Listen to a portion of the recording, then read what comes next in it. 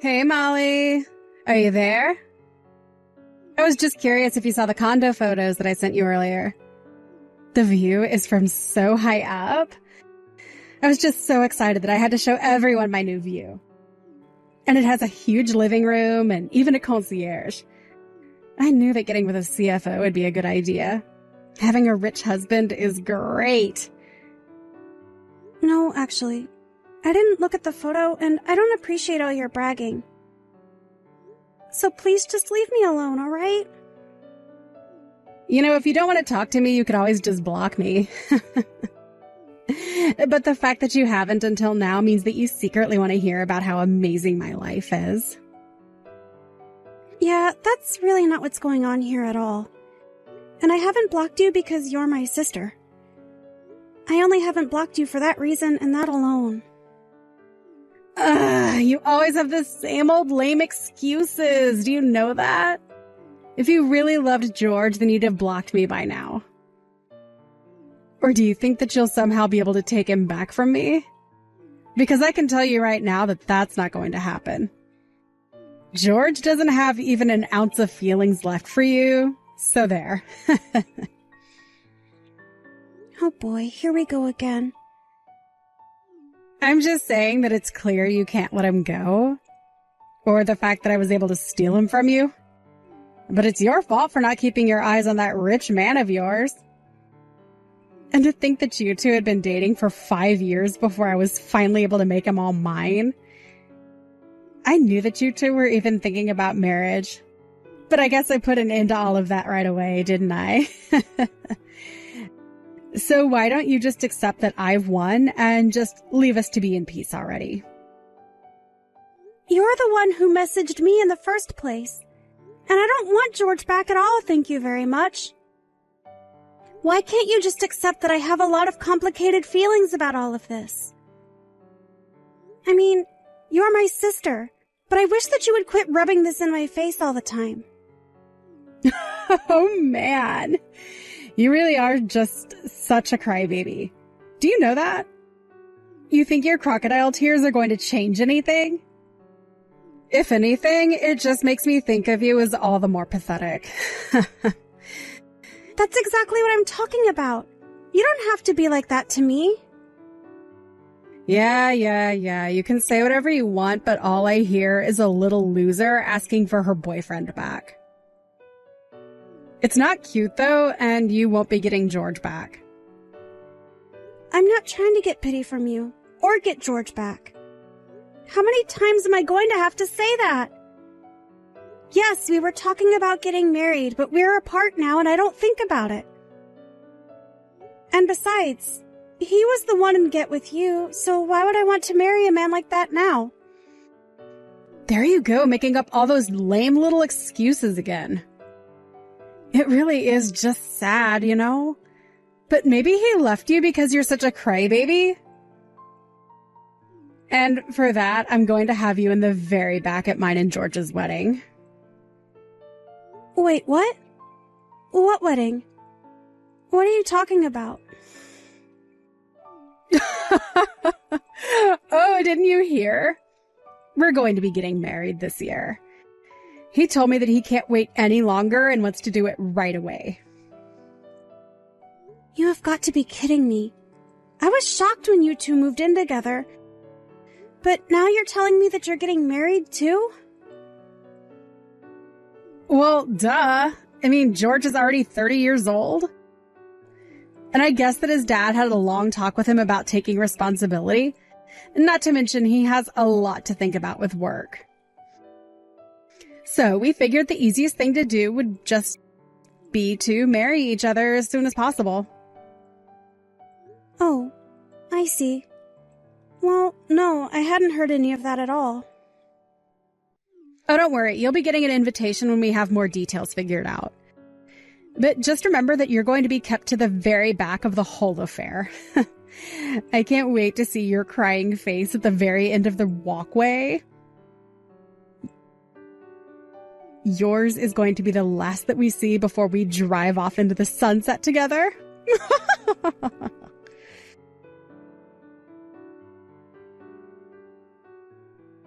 Oh man, don't you have any pride for yourself, Molly?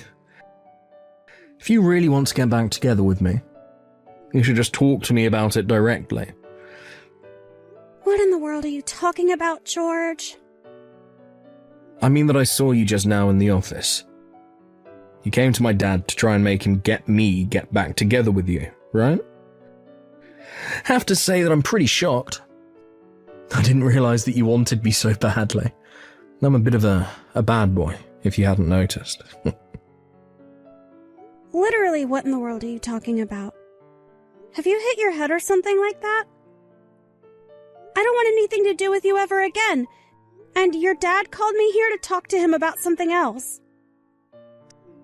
And just why would my dad want to talk to my ex-girlfriend, He doesn't associate with bottom feeders like you. He's too busy. He was suspicious about why we broke up after 5 years just for you to end up with my sister. And he was surprised to hear about you and my sister getting married. So he called me to discuss that. Oh, yeah, that does sound like him, I guess. He just can't learn how to mind his own business. But who cares who I date? It's my choice. He needs to learn to butt out and let me live my life. I think it's that your dad is worried about you and wants to make sure that you're making good choices. Yeah, I'm sure that's the excuse he gave you for his actions. But it's so obvious that you came to the office today to try and beg for me to get back together with you. Your obsession with me is really just getting sad at this point, Molly. I think the only person who thinks anyone is sad here is your dad about you. In fact, he apologized for your actions to me today. He apologized for what you did, and then he gave me a rather thick envelope. Oh, I get what's going on now. You were blackmailing my dad about what I did so that you could get a big payout. Is that it? You have got to be kidding me. Do you really think that's what's going on? You know that we weren't even engaged yet, right? Oh, but I get why you'd be mad about wasting 5 years of your 20s with me. I would want to pay out too if I was a poor little nobody like you. But man, it really is sad when you get caught red-handed taking money like that, isn't it? You really have no idea about anything that happened between your dad and I. But yes, if you really must know, he did give me some money. There you go, I called it. I guess at least there was a silver lining to getting dumped by me after all. Hope you think of me when you spend that money. Again, you have no idea at all what you're talking about. And the only person I feel any gratitude towards is your father. I know that you and my sister are getting married, but I wouldn't do anything more to upset your dad. He really is getting on his last straw with you. Ah, well, thank you so much for your concern, but I think I'm going to keep on living my life however I want. Especially if that means avoiding marrying an old hag. Hey there, sis. Did you get the invitation to my wedding? I bet that you were pretty surprised, weren't you? Did you look at where we were going to be having it? It's a pretty amazing place. Oh, yes. I saw the venue. It sounds like a pretty amazing place. Even the invitation was all shiny. And haven't a bunch of celebrities gotten married there too? This must be costing a lot, no? Well, that's what happens when you marry a CFO! Did you really think we were going to have some tiny wedding? And the catering is being done by one of the best places in the city, too. We've even got a Michelin chef to create the menu for us. Wow. So much money, all to spend it all on just one day of celebration. Well, this day is going to be one of the most important in my entire life. I'm going to be the star of the show, and everyone is going to see how bright I'll shine. Ooh, maybe some celebrities will even show up to help me celebrate it. Just thinking about it makes me so excited. I get being happy about your wedding, but do you have any idea how much it's going to cost? I mean, I know that George is rich, but even he doesn't have limitless wealth. And you've basically been nothing but a mooch ever since you graduated. I have not been a mooch or anything like that. At all. I've made my own money off of modeling, thank you very much. I'm a model with an agency and everything. Sure, I have a part-time job that I have at my office and everything, but I'm a model. Don't get me wrong. It sounds to me like you have a really booming career there. But are you really saying that a part-time model and her unemployed fiancé are going to be able to afford something like this? I hope you two weren't planning on trying to pay for the whole thing through your wedding gifts. Who is unemployed here? Besides, there's really nothing to worry about at all.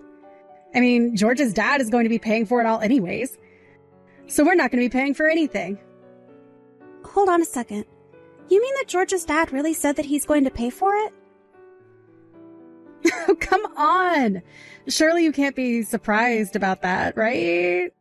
I mean, of course he was going to. George is the CFO of his company. Of course his dad is going to pay for the wedding. Not just the venue. He's going to pay for the catering and staff and everything. We won't have to spend a single dime. But what I want to know is, if George's dad really actually promised that he would pay for your wedding, I mean, did he actually say those things?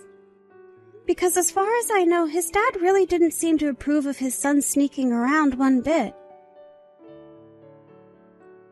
Oh, George told me all about how you were called into his father's office and how you probably tried to rat us out for your own benefit. But even then, there was no scolding that came or anything. Don't you get it? This just proves that I've won. I'm in and you're out, and that's that. He clearly approves of our wedding, and it's obvious that he's going to support us. Okay, I mean, I wasn't going to throw a fit about it or anything like that. I was just curious about what he said is all. And just why in the world do you even care now that this doesn't even involve you, huh? Did you really think his dad wouldn't support his own son? I mean, you know that George is going to take over the company once his dad steps down, don't you? There's no way that he wouldn't pay for a wedding with so much on the line. Well, that's interesting that you say that, because I'm actually not so sure he is going to be taking over. You really have no idea what you're talking about. You're just jealous because we're going to have the amazing wedding that you never could. But don't worry, it's not like we're not going to invite you. In fact, the both of us really hope that you show up. We want to rub your face in our success. Well, I'm your sister, so of course I was going to be at the wedding. But you said you were going to sit me in the back. So I'm still wondering if you even have a seat actually saved for me at this point. Oh, come on. That doesn't mean you're going to miss the wedding, though, right? You have to be there to sit in the back and look all sad for us. And you have to make sure to bring us a big wedding gift. We won't be accepting anything less than about 10 grand. Hold on a second. You're not really asking your guest to be giving you $10,000 as a gift, are you? Oh, come on. This is going to be the wedding of a lifetime. Did you really think the ticket to get in was going to be cheap? Besides, don't you want to come and see your one and only little sister getting married? This is never going to happen again. Surely money's no object for you to be there for me, right? What in the world are you talking about? How can you seriously be asking for that? That's just absurd. But you're missing some of the perks that you get of sitting in the front row. That means that when you walk through the door, you've already found your seat. Honestly, in a lot of ways, you're getting the VIP treatment. Don't you see that? I have no idea who in their right mind would pay $10,000 for entrance into any kind of wedding. But I'm certainly not going to be shelling out that sort of cash to go see some failed model get hitched. Excuse me? What did you just say? What's the matter with you? Fine then. Since you and I are sisters, you'll only have to bring $1,000. How does that sound? Now that I've given you such a huge discount, you have to show up at the wedding, right? You really are just completely out of line right now. And just why should I have to show up there anyways? Oh, come on. You're not actually going to miss this, right? One of the whole reasons I want to get married is just that I can see the disappointment on your face. Surely $1,000 shouldn't be too much for you, right? After all the strings that I'm pulling and the role that I'm giving you? Let's get something straight here. You do know that George has been disinherited, right? Wait, what? What do you mean by that? I don't understand. I mean that's why I've been wondering if you're really going to be able to pull off having such a huge wedding. That's why I said it'll be a wedding for a wannabe model and her unemployed husband. And I really don't know about bringing $1,000 just for that. Wait a second. I don't understand. What is this? What are you talking about? What do you mean he's been disinherited? So I guess you still haven't heard the news then, right? But I think you should go and ask George or his dad as soon as you can. And you should also go and find out just who is going to be paying for that wedding. You might just be able to save yourself. Or your wedding if you try and act fast.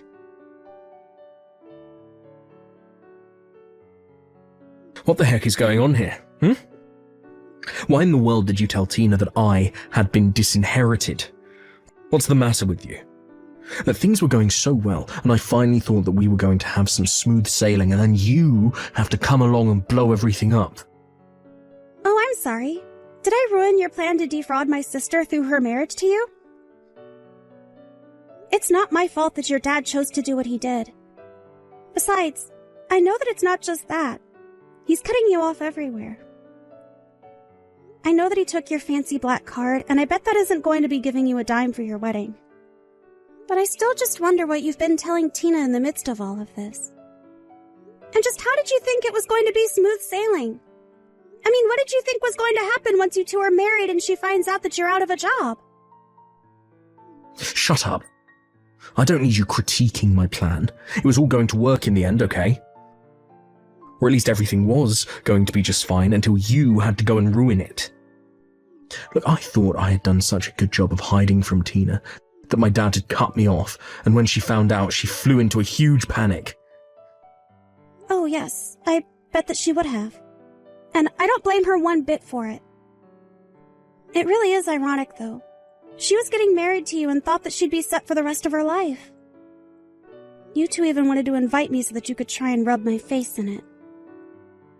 But now the only people who are going to end up regretting everything are you two. What's the matter with you? How dare you talk as if you're not a part of this? You did this. This is all your fault, and you have to pay for this. Look, I have no idea what you told my dad or what he told you, but I just know that you had a part in all of this. Wow. Well, here's a side I didn't think I would see of you. You're so desperate now.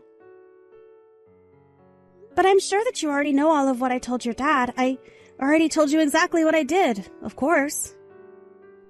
But you had quite a different attitude when I was there at the office. You were so cocky, weren't you? But, well, I mean, I thought you had come back to my dad's office to beg for him to make me get back together with you.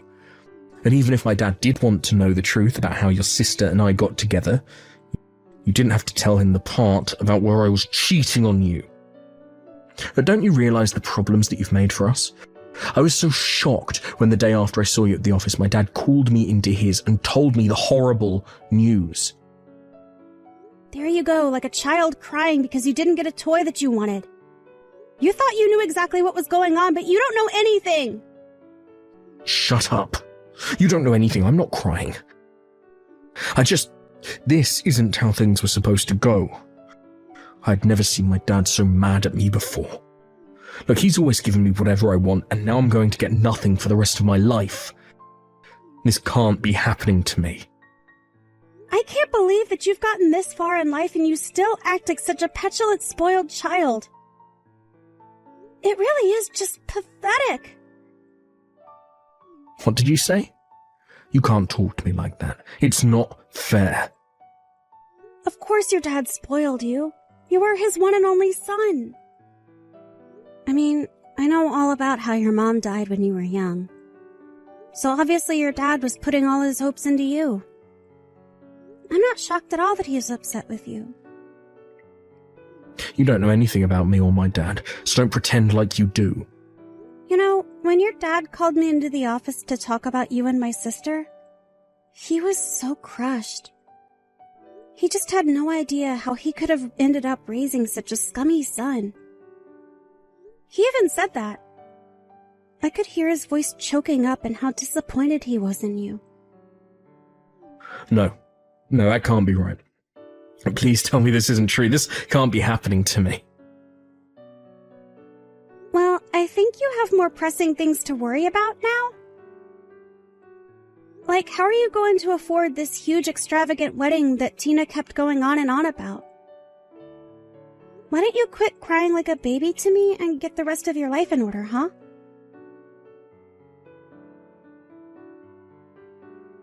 After that, Tina messaged me crying about how overnight their wedding budget had been literally decimated. She realized that she was never going to get the huge wedding she'd been bragging about. But Tina was freaking out about the wedding and wondering about how she was going to get out of her relationship with George before it was too late. She missed her chance to act.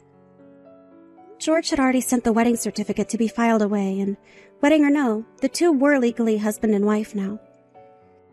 The two of them ended up moving into a cramped little apartment and had to take the first job that they could find. George begged his father for money over and over, but it was no use.